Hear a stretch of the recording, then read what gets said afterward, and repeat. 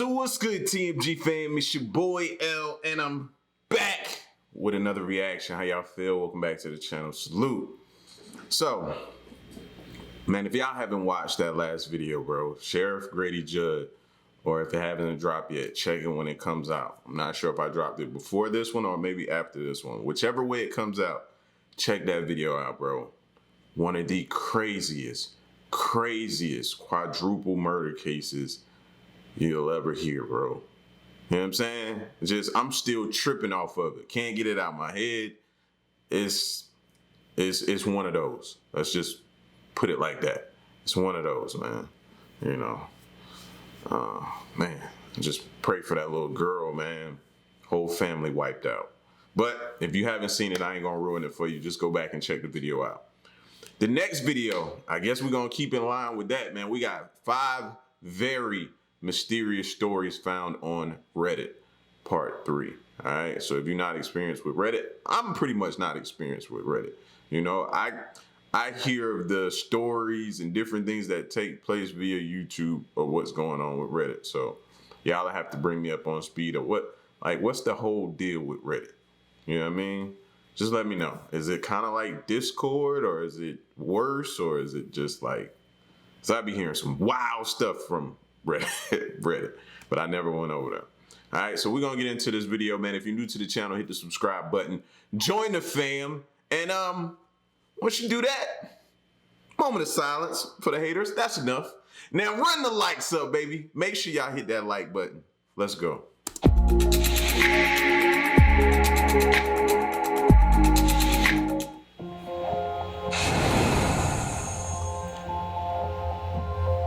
Number 5.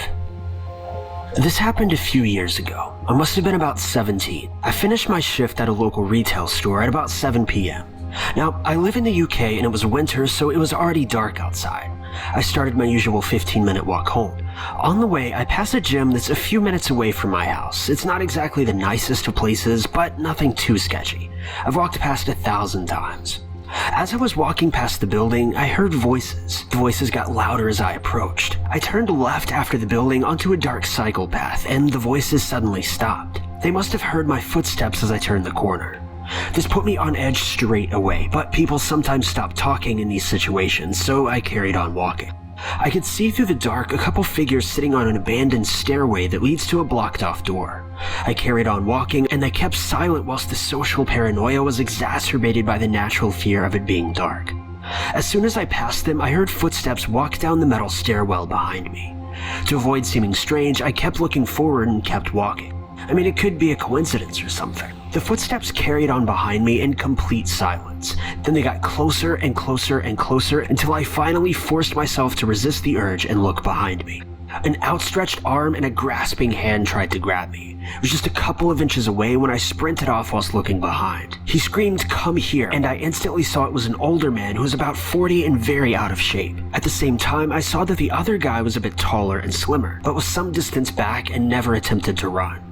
Now, being a fit 17-year-old, I confidently slowed to a run. Adrenaline was flowing, but I kept calm. He kept shouting as I turned off of the dark path towards my house. They stopped pursuing straight away, and please tell me you didn't run straight home.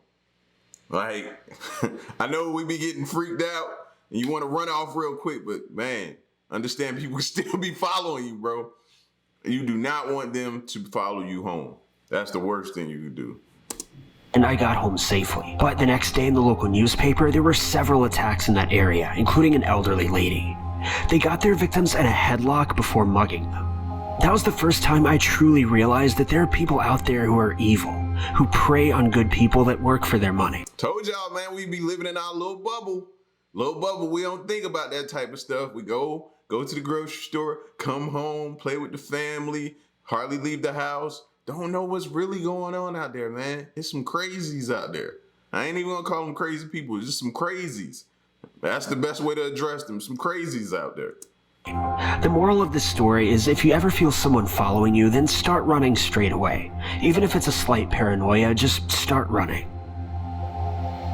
Number 4.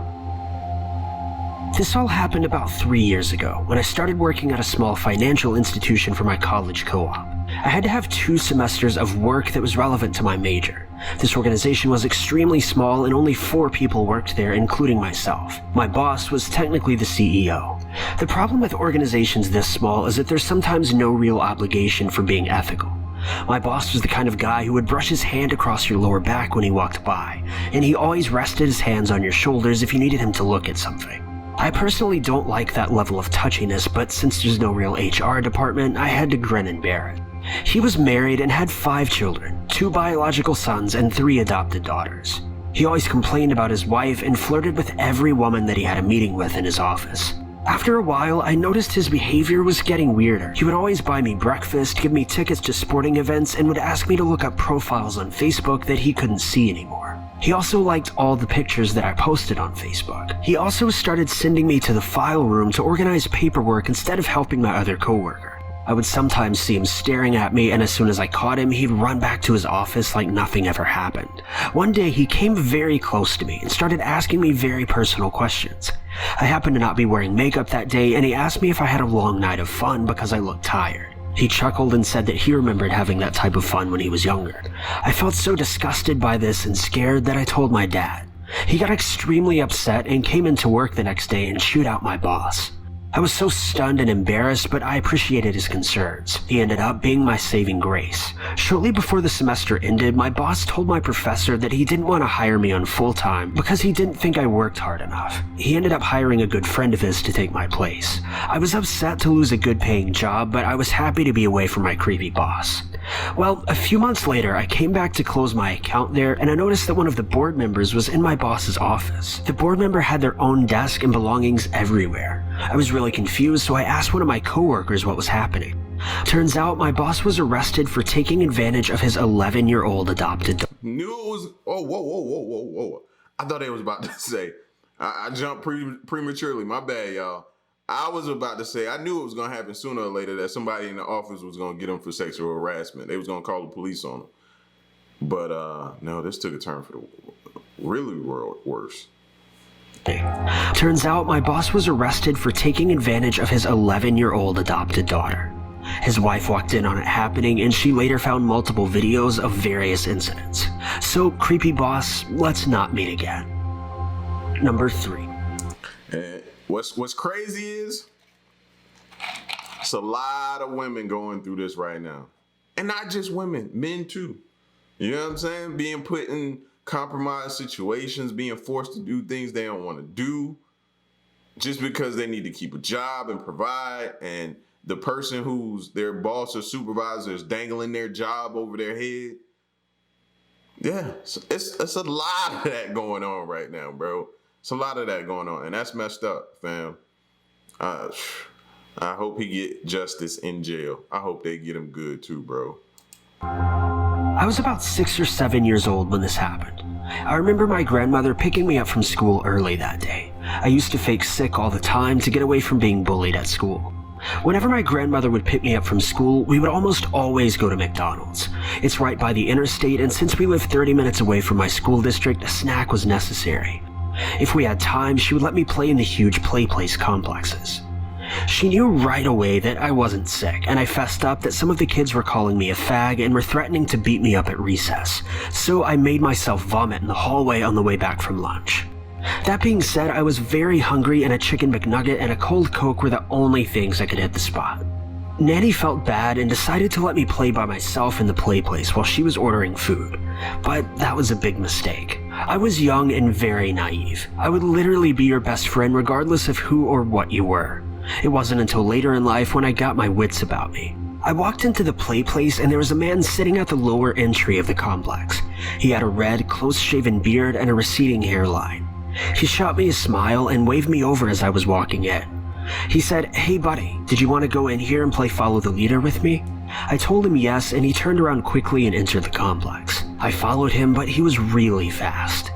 I figured he was probably going to the pink slide at the very top of the structure, so I tried to find a better way to beat him there.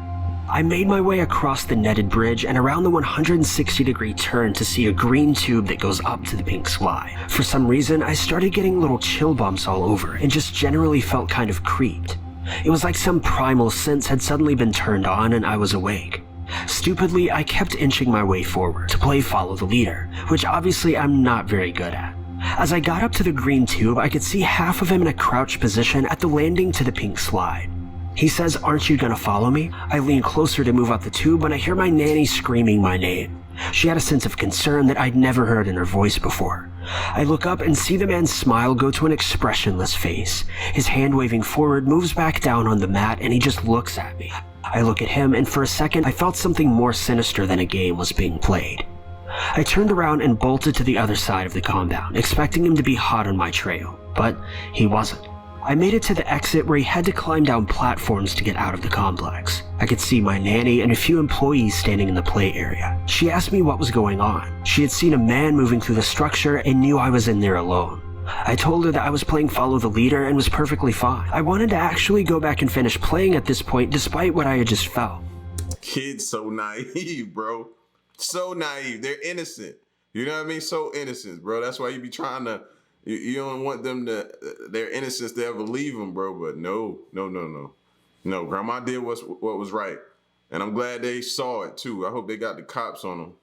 Nanny told the employees that adults should not be playing in there with children if they didn't have any of their own kids. Right. Sicko mode. And grabbed me by the arm and left.